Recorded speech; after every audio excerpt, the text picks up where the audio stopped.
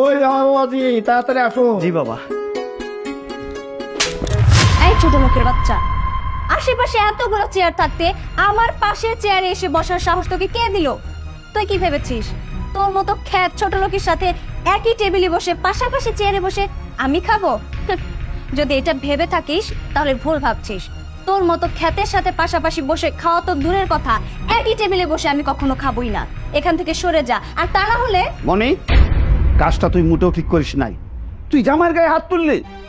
তুই ভুলে যাস না জীবন তোর হাজবেন্ড, আর তোর হাজবেন্ড তোর পাশে বসেই খাবে, এইটাই স্বাভাবিক।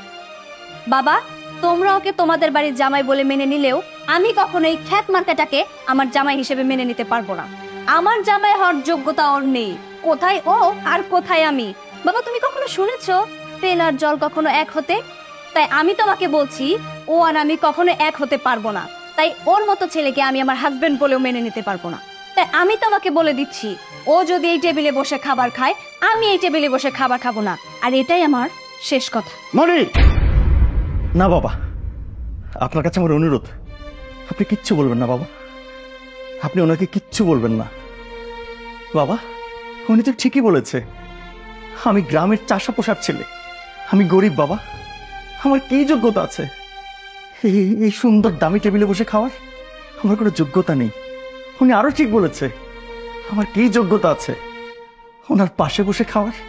না বাবা, আপনি ওনাকে কিচ্ছু বলবেন না, উনি সব ঠিক বলেছে। বাবা, আমরা তো গ্রামের মানুষ, আমরা মাটিতে বসে ভাত খাওয়ার অভ্যাস আছে বাবা। বাবা, আপনারা বসুন না, খান না বাবা।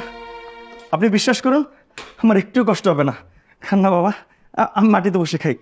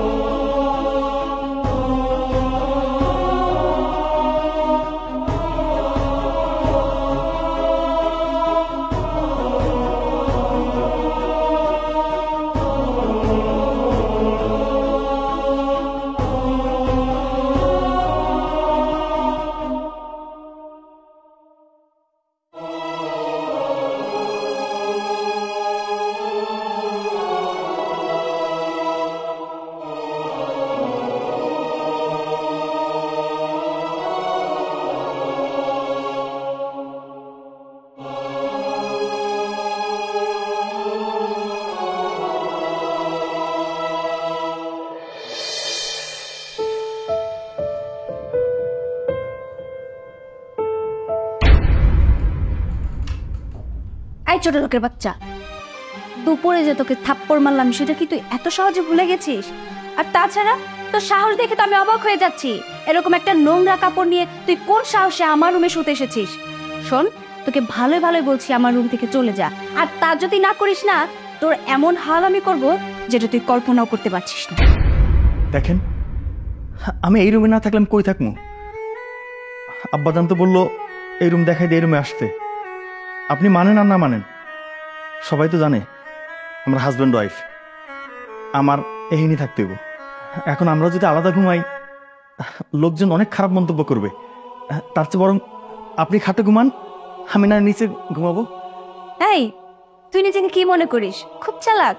তুই নিজেকে মনে করিস পৃথিবীর সবচেয়ে চালাক তুই, আর আমি সবচেয়ে বড় বোকা। যদি এটা ভেবে থাকিস তাহলে তুই ভুল করছিস। তুই কি মনে করেছিস তোকে আমি আমার রুমে শুতে দিয়ে আমি শান্তিতে ঘুমাবো?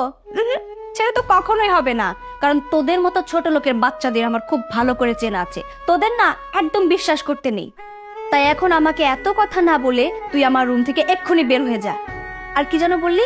লোকজনের কথা? লোকজনের বিষয়টা আমি দেখে নেব, তোর এসব নিয়ে ভাবতে হবে না। যা এখন এখান থেকে, যা বলছি, বের হ।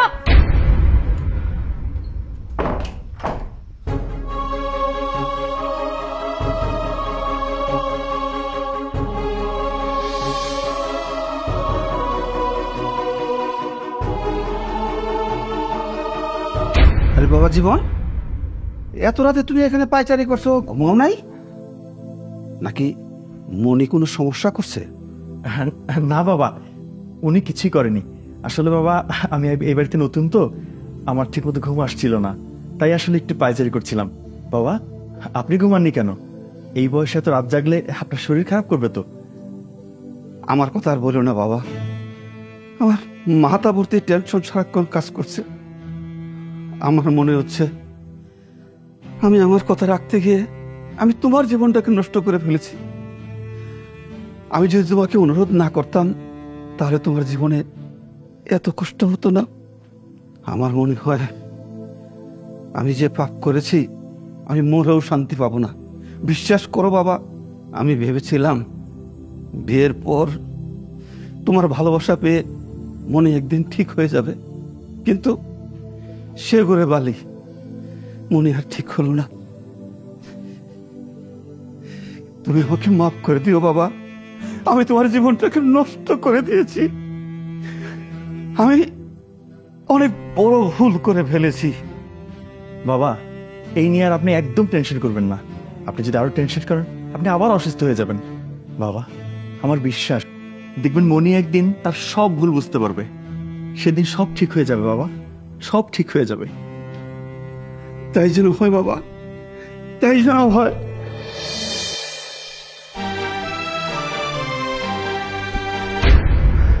বাবা, কি ব্যাপার, তোমার কি হয়েছে? এরকম হাঁপাচ্ছ কেন?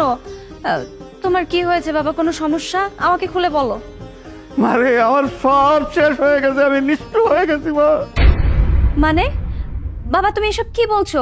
তুমি নিঃস্ব হয়ে গেছো মানে? হ্যাঁ রে মা, আমি একদম রাস্তার ফকির হয়ে গেছি। আমার কোটি কোটি টাকার মালামাল পরে সরকার হয়ে গেছে। আমি ব্যাংক থেকে যে কোটি কোটি টাকা উঠিয়েছি লোন, সেই টাকাটা যদি আমি পরিশোধ করতে না পারি তাহলে ব্যাংক একদিনে আমার এই বাড়ি ঘর সব নিলাম করে নিয়ে যাবে। বসে বসা ছাড়া আর আমার কোনো উপায়।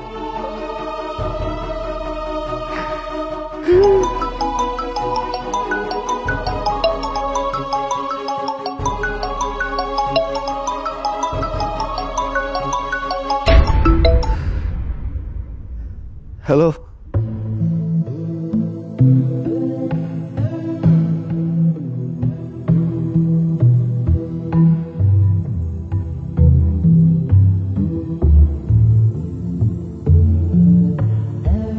বাবা, তোমার ফোনে কে কল করেছিল? কি বললো? মারে, আমি যা ভেবেছিলাম তাই হয়েছে। ব্যাংক থেকে ফোন দিয়েছে, বলেছে আমি যদি ব্যাংকের লোন 7 দিনের ভিতরে পরিশোধ করতে না পারি ব্যাংক থেকে লোক এসে আমার এই বাড়ি নিলাম উঠাবে।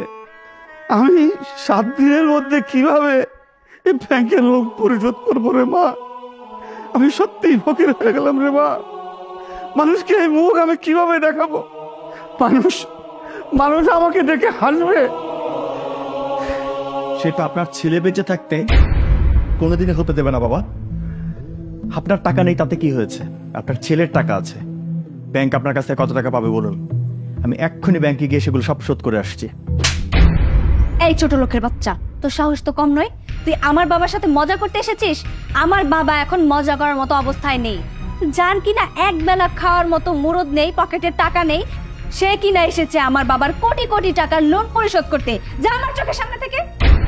কে বলেছে আপনাকে আমার কাছে একবেলা ভাত খাওয়ার টাকা নেই? বলুন কে বলেছে? আমার কাছে যে পরিমাণ টাকা আছে তা দিয়ে নাম করা 10 জন বিজনেসম্যানকে আমি 3-3 বার কিনতে পারবো। আমার পরিচয় যদি পুরোটা আপনি শোনেন আপনি হজম করতে পারবেন তো? তোর মতো ফকিরের পরিচয় ফকির ছাড়া কি হতে পারে? আর হ্যাঁ, তুই কি আমার বাবার মতো কোটিপতি নাকি যে তোর পরিচয় শুনে আমি হজমই করতে পারবো না? হ্যাঁ, আপনার বাবা একজন কোটিপতি, বাট আমার বাবা সারা ওয়ার্ল্ডের সেরা 10 জন কোটিপতিদের মধ্যে একজন। আপনি হয়তো বললে চিনবেন, বাংলাদেশের সব থেকে বিগেস্ট গাড়ির শোরুম কার, সেটা আমার বাবার। এবং শুধু বাংলাদেশেই নয়, আরো 10টি দেশে এরকম বড় বড় শোরুম রয়েছে আমার বাবার। এবং আমি হচ্ছে আমার বাবার একমাত্র সন্তান। তাহলে আপনি ভেবে দেখুন আমার অবস্থান কোথায়। বাবা জীবন, তুমি সব কি বলছো? তুমি তো আগে কখনো আমাকে এসব বলো নাই। আমি তো জানতাম তুমি একজন মধ্যবিত্ত ফ্যামিলির ছেলে, তাই তো আমি তোমার সাথে আমার মেয়েকে বিয়ে দিয়েছি। বাবা, আমি চাইনি বাবার টাকার পরিচয় আপনাকে দেওয়ার জন্য। আমি চেয়েছি আমি যেমন ঠিক তেমনই করে আপনি আমাকে চেনেন। এবং আপনার মেয়ের মতো বাবার টাকার ফুটানি আমার মধ্যে নেই। বাবা, আপনি কোনো চিন্তা করবেন না। আপনার এই বাড়ি থেকে আপনাকে কেউ তাড়াতে পারবেন না। আপনি শুধু আমাকে বলুন ব্যাংক আপনার কাছে কত টাকা পায়, আমি এক্ষুনি গিয়ে সব ঋণ শোধ করে আসছি। জীবন, আই এম সরি, তুমি প্লিজ আমাকে মাফ করে দাও। আমি বুঝতে পেরেছি টাকা থাকলেই শুধু মানুষ বড়লোক হয় না, বড়লোক হতে গেলে বড় একটা মনের প্রয়োজন হয়, যেটা আমার নেই। আমি এখন বুঝতে পেরেছি, আমি সবটা বুঝতে পেরেছি। আমি তোমার সাথে অনেক বড় অন্যায় করেছি, আর যার কারণে আজকে আমরা নিঃস্ব। কে বলেছে আমরা নিঃস্ব? আমি তো আছি নাকি?